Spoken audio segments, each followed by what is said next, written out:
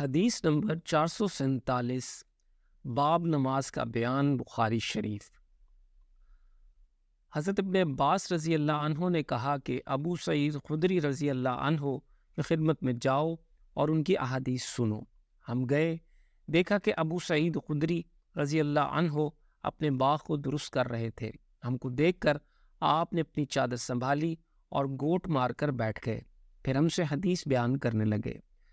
جب مسجد نبوی کے بنانے کا ذکر آیا تو آپ نے بتایا کہ ہم تو مسجد کے بنانے میں حصہ لیتے وقت ایک ایک اینٹ اٹھاتے تھے، لیکن عمار دو دو اینٹیں اٹھا رہے تھے۔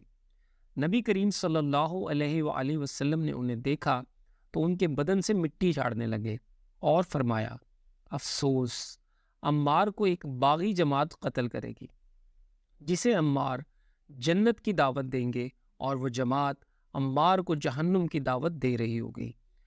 ابو سعید خدری رضی اللہ عنہ نے بیان کیا کہ عمار رضی اللہ عنہ کہتے تھے کہ میں فتنوں سے اللہ کی پناہ مانگتا ہوں۔